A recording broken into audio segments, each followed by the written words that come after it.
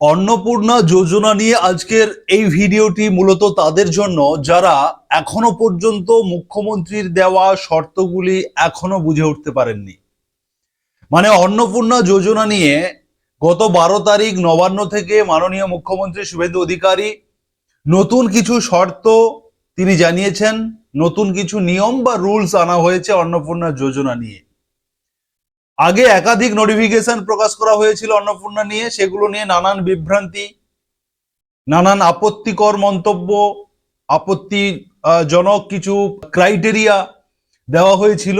বিগত সেই ধরনের নোটিফিকেশনগুলো ভুলে গিয়ে, বিজ্ঞপ্তিগুলো ভুলে গিয়ে গত 12 তারিখ 12ই আগস্টের মাননীয় মুখ্যমন্ত্রী যে অন্নপূর্ণা যোজনা নিয়ে যে 10টি শর্তের কথা তিনি বলেছেন, সেইগুলো আপনাদেরকে আমি এই ভিডিওর মাধ্যমে জানাবো এবং তার সঙ্গে সঙ্গে আমি বলবো এবং আমার বলার ঠিক পরে মুখ্যমন্ত্রী সেই বিষয়ে কি বলেছেন সেই ক্লিপটিও আপনাদের জন্য আমি সেট করে দেব। আপনারা অনেকেই বলছেন, দাদা আপনি যে বলছেন এত কথা, তার অর্ডার কোথায়, তার প্রমাণ কি আছে? অনেকেই তো অনেক রকমের হয়ে থাকেন, যারা মূলত আমার চ্যানেলকে চেনেন না, জানেন না, তারাই ধরনের মন্তব্য করেন। কিন্তু যারা সুরজিৎ একাডেমি ইউটিউব ফেসবুক চ্যানেলকে নিয়মিত ফলো করেন, তিনারা জানেন যে আমার মুখের কথাটাই কিন্তু 100% কারেক্ট হয়ে যায় এবং আমি সেটাই বলে থাকি, করেও থাকি। যাই হোক, আমি যেটা বলতে চাইছি, মুখ্যমন্ত্রী শুভেন্দু অধিকারী অন্নপূর্ণা যোজনা নিয়ে যে নতুন গাইডলাইন এনেছেন, তার প্রথম গাইডলাইন হচ্ছে, যেটা আপনারা প্রত্যেকেই জানেন, যে 25 থেকে 60 বছরের মধ্যে আপনার বয়স হতে হবে, অবশ্যই মহিলা হতে হবে। এটা 1 নম্বর গাইডলাইন।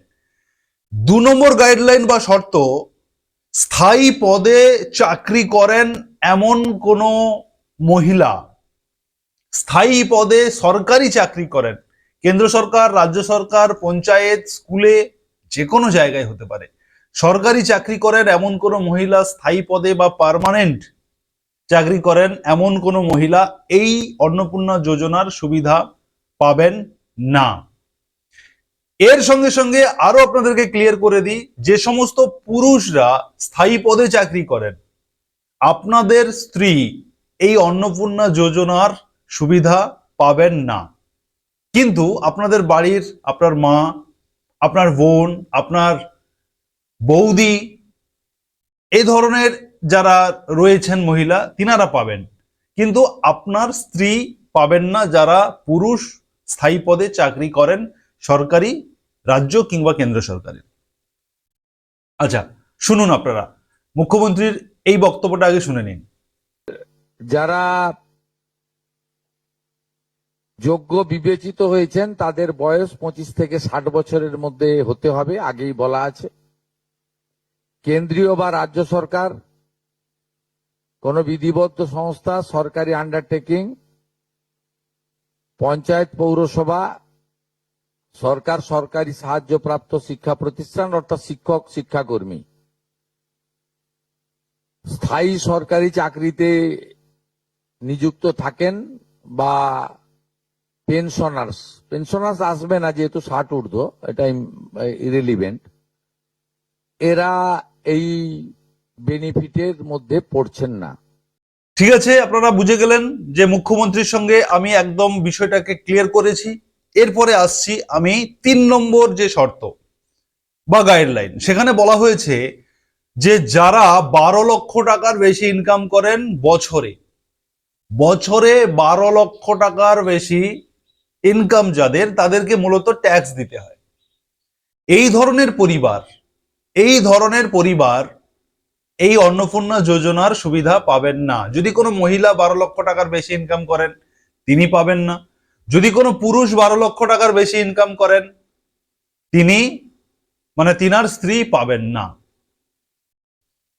তো মাননীয় মুখ্যমন্ত্রী শুভেন্দু অধিকারী এটা জানিয়েছেন যে 12 লক্ষ টাকার বেশি ইনকাম হলে তিনাকে ট্যাক্স দিতে হয়, তিনার পরিবার পাবেন না। পরিবার মানে তিনার স্ত্রী পাবেন না, এটা একদম শিওর।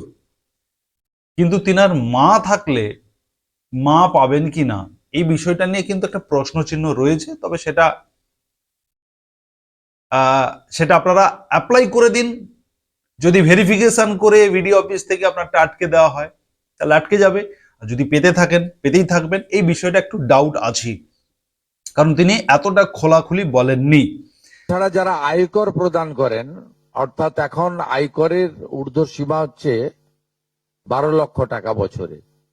12 লক্ষ টাকা পেরিয়ে গেলে আয়কর দিতে হয়। যে পরিবার আয়কর দেন, অর্থাৎ যার বাৎসরিক আয় 12 লক্ষ টাকা, সেই পরিবার এই কর্মসূচি অন্তর্ভুক্ত হওয়ার সুযোগ পাবেন না।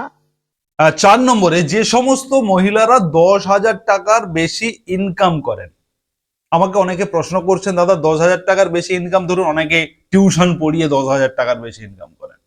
দেখুন, মাননীয় মুখ্যমন্ত্রী জাস্ট এটাই বলেছেন, যে সমস্ত মহিলারা 10,000 টাকার বেশি মাসে ইনকাম করেন তিনারা এই সুবিধা পাবেন না।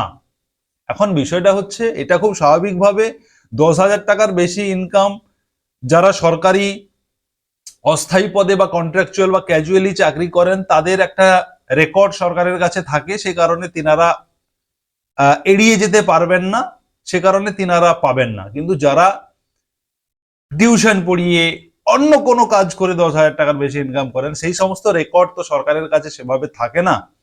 কিন্তু সরকার যেহেতু বলেছে যে 10,000 টাকার বেশি ইনকাম যদি কোনো মহিলা করে থাকেন, তিনি এই যোজনা থেকে বাদ পড়বেন। এবার পুরোটা আপনাদের বিবেকের উপরে ছেড়ে দেওয়া হবে। আপনি অ্যাপ্লাই করলে পাবেন, যদি আপনি বলেন যে না, মুখ্যমন্ত্রী বলেছেন 10,000 টাকা আমি ইনকাম করি, আমি অ্যাপ্লাই করব না, পুরোটাই আপনার উপরে নির্ভর করছে। তবে এখানে একটা বিষয় বলে রাখি, যারা ক্যাজুয়াল, যারা কন্ট্রাকচুয়াল, অস্থায়ী কর্মী যারা, তাদের ক্ষেত্রে কিন্তু বিরাট সুযোগ তিনি দিয়েছেন। তিনি বলেছেন, ধরুন কোনো মহিলা ক্যাজুয়াল চাকরি করেন, অস্থায়ী পদে চাকরি করেন, কন্ট্রাকচুয়াল পদে চাকরি করেন, এই ধরনের চাকরিগুলো কি কি রয়েছে? সিভিক ভলেন্টিয়ার্স ফিমেল যারা, গ্রিন পুলিশ ফিমেল যারা, প্যারা টিচার ফিমেল যারা, আশাকর্মী ফিমেল হয়ে থাকেন, আইসিডিএস ফিমেল হয়ে থাকেন। অতএব যে সমস্ত ফিমেল মহিলারা 10,000 টাকার ঊর্ধ্বে চাকরি করে ইনকাম করেন, অবশ্যই অস্থায়ী পদে, কন্ট্রাকচুয়াল পদে, চুক্তিভিত্তিক পদে, তিনারা পাবেন না। কিন্তু তিনার পরিবারের তিনার ধরুন মেয়ে রয়েছেন 25 থেকে 60-এর মধ্যে, তিনি পাবেন। তিনার মা রয়েছেন 25 থেকে 60-এর মধ্যে, তিনার মা পাবেন। তিনার বা যা রয়েছেন তিনি পাবেন। অতএব যিনি চাকরি করেন তিনি পাবেন না, কিন্তু পরিবারের আর যতজন যোগ্য থাকবেন প্রত্যেকে পাবেন। এবারে আসছে পুরুষের ক্ষেত্রে। যারা পুরুষ এই কন্ট্রাকচুয়াল পদে চাকরি করেন, সেই সমস্ত পুরুষদের, মানে যারা চাকরি করেন, পুরুষ যারা চাকরি করেন, তাদের স্ত্রীরা পাবেন অন্নপূর্ণা যোজনা, এবং তার সঙ্গে সঙ্গে পরিবারের বাকি যারা অন্নপূর্ণার যোগ্য থাকবেন তারা সকলে পাবেন। যেটা আগে বলা হয়েছিল যে পরিবারের কেউ পাবেন না, এটা কিন্তু শিথিল করা হয়েছে।